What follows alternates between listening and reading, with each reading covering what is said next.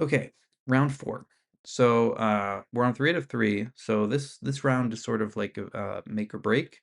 As you can see, it's been pointed out to me that whenever I don't really need to worry about spoiling the results because it says it right here. Um, so I'm just gonna say now because it doesn't really matter that, as you see, did not go my way, so it was very unfortunate game, but, yeah, let's look at it because I'm very curious. I think at some point I probably had significant chances, but we can take a look. So this was a Benoni defense, and I played in this tournament. I played the Knights Tour variation with Knight D2 and the E4. And here after castles, it's terrible, but I already was out of book. Not because it's like this is probably the main line of the variation, but I just there's just so many openings that I've been looking at that I hadn't really spent too much time on this one, and, I was already on my own here, so I ended up getting into some time pressure trying to figure stuff out. I think so bishop e2, I was told after the game, is the correct way. Let's keep the book on as we're looking. Bishop e2 is the main move. So I was very happy to figure that out in the game. It made sense to me. Uh, the other move, I need to develop the bishop, right? And the bishop on d3 just didn't make sense to me because it was sort of walking into like c4 sometimes. Sometimes it was walking into like a knight d7, knight e5. So, and also sometimes I want to stop like knight g4, bishop g4. So bishop e2 made the most sense of the squares. Rook e8, a castle, knight a6. And now here, I you know, I was spending time thinking about taking this knight on a6, which really probably I shouldn't be thinking about because there's just b-file pressure, bishop on long diagonal. There's just a lot of piece play for black. I was thinking like maybe I get the c4 square, maybe that's nice, but it's not really something I should be spending that much time thinking about, I think. Um, and if I am thinking about it, I should probably just like do it immediately because I mean, yeah, whatever. I was not happy that I spent much time on it after I spent much time on it. Um, so in the end, I just play rook e1. It looks like the main move is f3, which, as we'll see later in the game, makes sense why the main move here is f3. But I play rook e1, knight goes to c7. I play the main move in the position a4. So that's good. a6. And then here, is interesting. I play a5, which has been played one time, I guess. Yeah, one time this move has been played, or twice actually. Bishop d7. And now here, yeah, queen b3 would make much more sense than the move I played. The move I played is probably blunder, queen c2. And the reason I play this move is because it felt like, okay, like what I want is to play knight c4, knight b6. The pawn's attacked, and the options to defend it. Like I wanted to leave my option open to play like f4 e5, but that's not how this line really should be played. So f3 makes much more sense to defend this pawn than queen c2. But I thought, okay, like I'll just develop a piece, knight c4, I'll move the bishop, and then I'll be like fully developed. I'll have a very nice position. But I just missed this like I mean I didn't miss the move knight b5. I saw that it was playable, but I just thought I would take it twice. But um now that my pawn is already on a5, when the pawn takes, there's these two pawns here, which is probably just like, I mean, first of all, this pawn is probably going to be lost. Uh, but even if it's not lost, black has so much. I mean, I've lost the c4 square for sure, and it's just a very good position for black. And also now the queen on c2 is being hit by knight d4. So already I think black has the advantage. I misplayed the opening because I didn't really know it very well, which is very unfortunate. Um, Here I see nothing better than to play f3. If I play like bishop d3, bishop f3, bishop f1, any of these moves, well, first of all, there's a threat of taking here and taking here. Where is there not? No. How is this working? There was a threat of taking... Oh, if I play like knight c4, right, that's the move I wanted to play, but then there's takes here and takes here. So the pawn hangs. And if I play a move like bishop f3 or bishop d3, then there is takes here and takes here with a skewer on the rook. So I already have all these problems, and I see that f3 is the only move that I can really play to hold on to everything, allowing knight d4. So probably instead of queen c2, if I had just played f3 there, it would be my queen would be here, and it would be my turn, which would be a much better position than having it be, you know, here. I basically let black play knight d4 and have it be black's turn. So I gave black two free moves, um, which, those two free moves are going to be very impactful. Bishop e5. So very, very difficult position. I decided that knight c4 is the only way that makes sense to play. Just I need to start developing my bishop and just get my pieces out. I'm going to b6 square. My opponent decides to capture the knight, which I didn't think was the most accurate way to play, but it also felt pretty strong. Like it still feels like black is better, even if it wasn't the best move. I still think black is a little bit better. Knight d7. I play bishop e3. b5. I was very surprised to see this move. I take on passant pretty quickly. Um, I when it came on the board, I was definitely thinking like, oh no, did I like miss something? Is there going to be b2 pressure? But at this point, like once b5 is on the board, I have to take it. I can't just. I mean, it would just be terrible to allow these pawns like this. I think.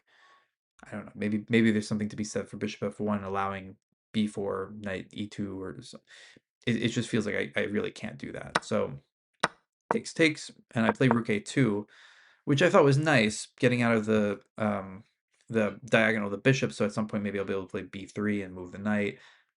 Also, it's protected a couple of times there, so there's no tricks on it.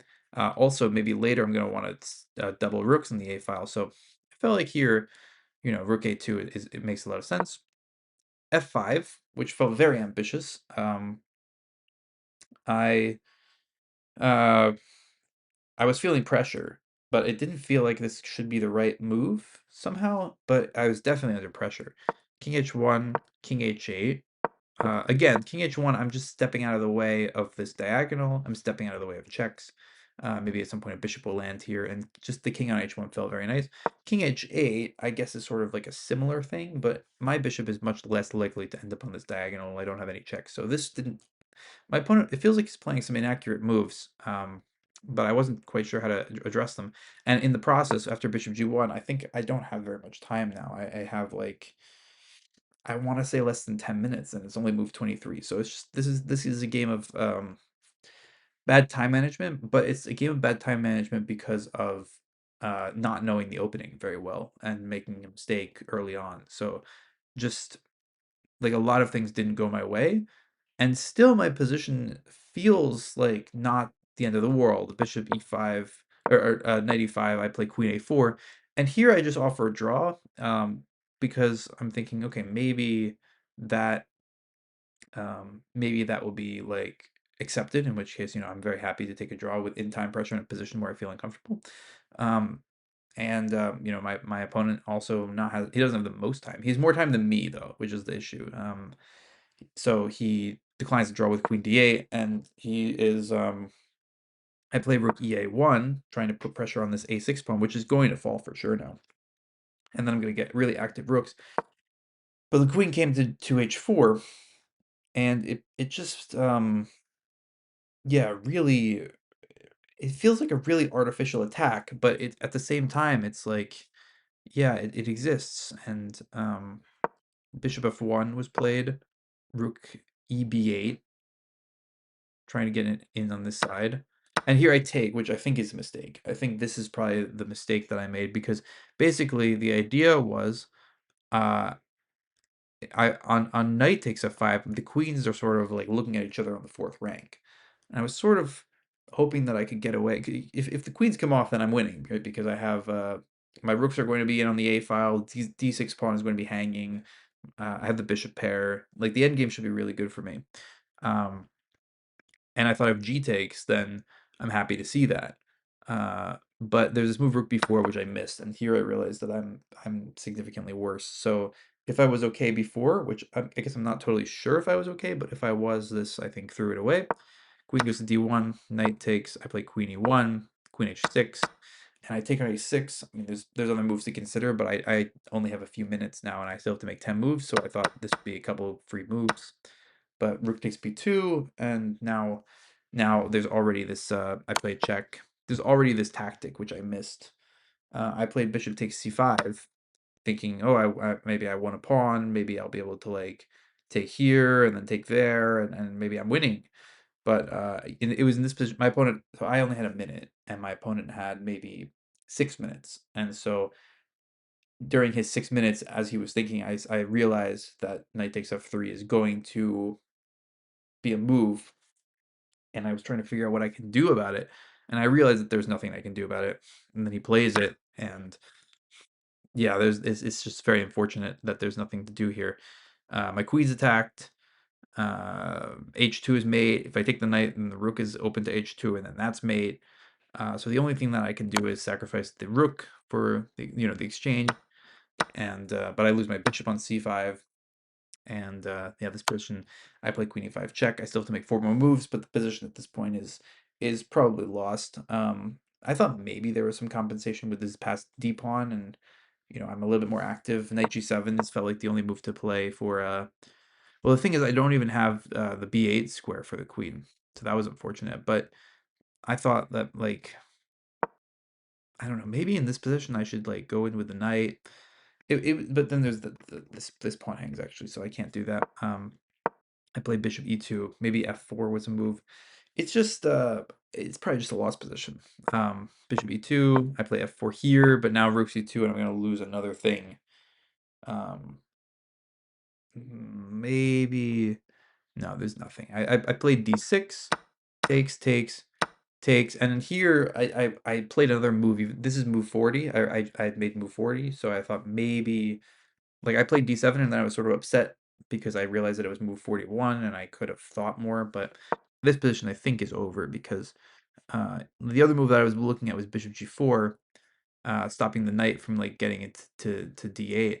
But bishop g4, there's rook d3.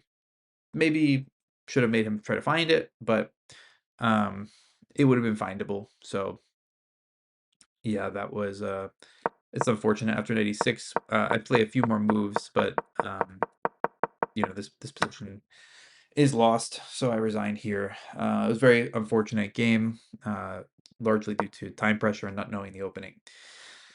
So let's take a look. I did figure out a lot of the opening moves. Bishop e2, castles, rook e1 is fine, a4, a6. And now, yeah, so a5 is a move, but it gives away the b5 square. But if I don't do that, then rook b8 at b5. So it's very unclear to me how I'm supposed to play here.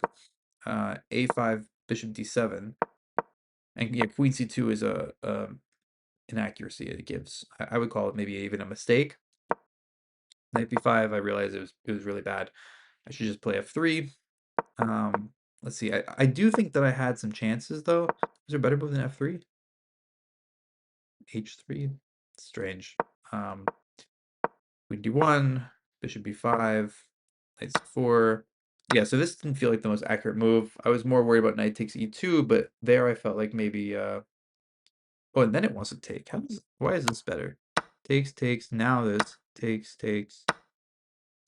and just knight goes to e5, and black. Yeah, black, yeah, I see. So knight goes to e5, maybe even c4, knight d3, rook c8. It's a lot of things going in black's favor. Knight can go back to c5 even sometimes.